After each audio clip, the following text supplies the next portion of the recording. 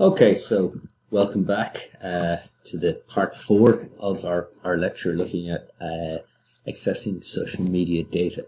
So we talked about the acquisition and the refinement processes. So now we're actually gonna move through the process a little bit more. So we're going to talk about classification. So this is about organizing our data into relevant categories so it can be used more effectively. So what are we interested in? Is it sales data? Is it customer support data? Is it what are the categories? Or what are the groups we can organize it into? So basically what we need to do is we need to create some kind of meta tag for each asset. So it's an associative tag for each data. So it tells us, what's it about? What is this piece of data to? Does it help us with sales? Does it help us with support? Is it related to a particular customer? Some sort of information. So then we need to create an external linkage to the original source so that we can actually follow the data through. So if we actually have an insight that's based on something that arises from a particular tweet, we want to actually be able to follow it right back to the external source. And we need to link internally so that all the different pieces of data relating to the same topic are linked. And we use semantic definition. So we need a data dictionary that talks about stuff. So some technical terms here. It's really worth reading around them in the book and looking them up on YouTube. So basically what we're talking about with semantic data, it's information that allows machines to understand the meaning of information. So it's technologies and methods that convey meaning of information. So the term was created by Sir Tim Berners-Lee, who's credited with the invention of the World Wide Web when he was working for CERN, the European Atomic Research Centre. So this whole idea is we're interested in information about information. So there's an entire SFI-funded research centre that looks at semantic data. It's Insight. It used to be Derry in Angola, but now it's cross-functional or cross-university research centre. So basically it allows machines to understand some sort of information. So when we talk about semantic data, we're interested in the cup and saucer. What's the relationship between the different things? The cup is on the saucer makes sense. The saucer on the cup doesn't make any sense. So we need to define some rules that allows the computer to understand the information. So then metadata, we've talked a little bit, things like file type. Is it a JPEG or is it a PNG file? Is it a video? What size is it? When was it taken? What was the resolution? What's the location? So there's a picture of me looking as always, because I've only got one picture.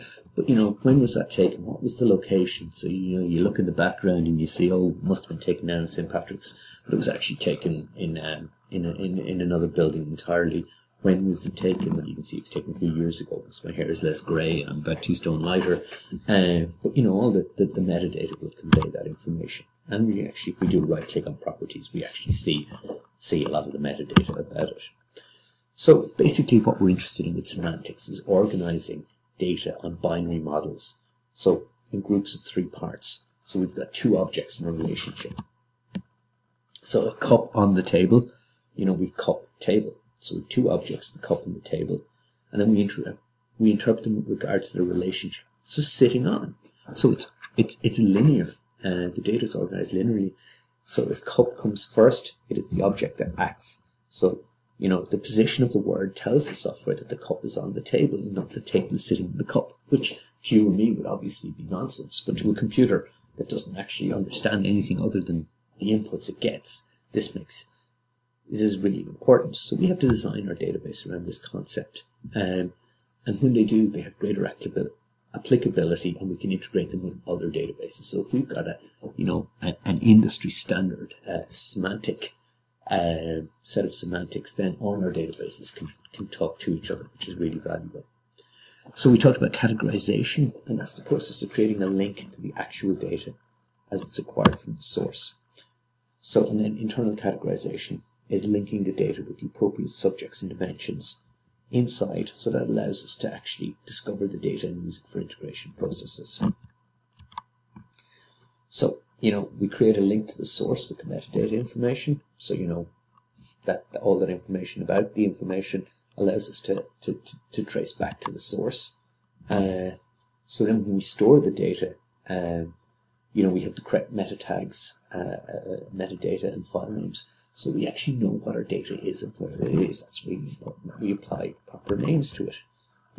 Then we have linkages between the data, so we know how it relates to the other data, what order it was taken in. So it's really important that we have a structure to our data. So there's a lot of very complex and technical terms in here around semantics and metadata. But the whole thing really is, if you think of it like a filing cabinet, if you throw everything into the filing cabinet, you can't actually find anything. If you set up your filing cabinet in such a way that, it's filed alphabetically or under student number or under topic or whatever, then you put the data, as new data arrives, you put it into the correct file, and then when you go to retrieve it, it's really easy to find it.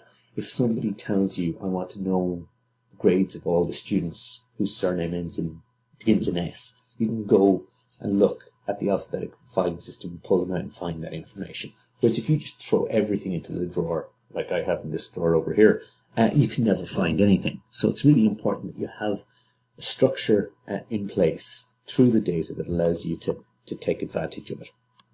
So discovery then is, now we get into the business end. Now we get into where the value is. So data discovery is the architecture aimed at creating and using interactive reports and explorable data from multiple sources. So say someone wants to know, who's talking about coffee, or what are the key topics on coffee. They want a dashboard that tells them what the hot topics are. They can then drill into that and go right down, and actually examine the individual tweets. But what they're really interested in is the high-level picture. So we need to have some kind of rules set up. We need taxonomies, so that's how we kind of label our data into groups. So, if we think about taxonomies in nature, we classify animals into phylums and into classes and different things. And then, we have some kind of context tags and rules. So when we execute it, we actually create tags from the resulting data. So every time we run a report, we're actually creating more metadata and more useful information about it that we can bring together. So we extract the results, and then we store it into some kind of output structure. So the actual reports themselves are valuable, and we can keep those as well. But the questions that people are asking are really important, because that's where the value comes. So every time we extract information, we're turning data into information, and we save that and we add it back to the repository. So what we're really interested then, another thing, the final step is the processing data to create KPIs. So, what are our key performance indicators? Maybe one of our key performance indicators is that we get we dominate conversations about a particular topic. So if we're Starbucks, we want to have 40% of all conversations about coffee talking about us. We want to have, 20% or 100% of the conversations that refer to Starbucks that have a positive reference, something like that. So really important metrics. And then we want to integrate the outcomes of the analytical platforms into a dashboard, so we can utilize these kind of really modern business intelligence software to create mashups. So we can mix and match different types of data, and it will really give us, absolutely fantastic information. Oh, sorry, I'm just distracted. I'm looking out the window and the snow is really coming down now. I think I'm going to be sleeping here tonight. Okay, so the metrics are really valuable because they, especially if they're lead indicators that are telling us that something is going to happen. Our sentiment is falling, we're going to lose a lot of customers, we're going to have churn, we need to do something about it. So what do we metricize? We need to define our key performance indicators, what the context of them actually is. So, maybe we have the number of people following the post, how many influencers, what is the quality of discussion. So, if we've identified who our key influencers are, if we're Snapchat and we're, the Kardashians are really important users, and we actually realize that they've stopped using Snapchat or whatever, we need to, re-engage with them. We need to find out what's happening and get them back on site. So we execute, we run it, and we run some software that gives us the metrics we want to know, and we create a dashboard. So what are the key things that we're interested in? What are the important key performance indicators? And then we can actually export that and circulate it around. So if I'm the, if I'm the Director General of the HSC, I want to know how many people are on trolleys every day. So we want to know how many people are on waiting lists, how many people are on this, and we want to circulate this information around to the relevant people so we can actually do things. If we've got, 100 people on trolleys in A&E, we need to circulate that information to GPs to say, look, if you can keep people, if you can perform the procedures in your surgeries, or you can direct people to minor injury clinics or primary care things, we can actually make a difference. We can actually remove, we can remove patients away from areas where we can't actually treat them, bring them to places where there's spare capacity. So we can make decisions, and we can distribute that information around so other people can make decisions. Okay, so what are the key takeaways from that? First thing is, you need to have appropriate semantics and metadata to be associated with the data. So you need to understand and structure your data in an effective manner.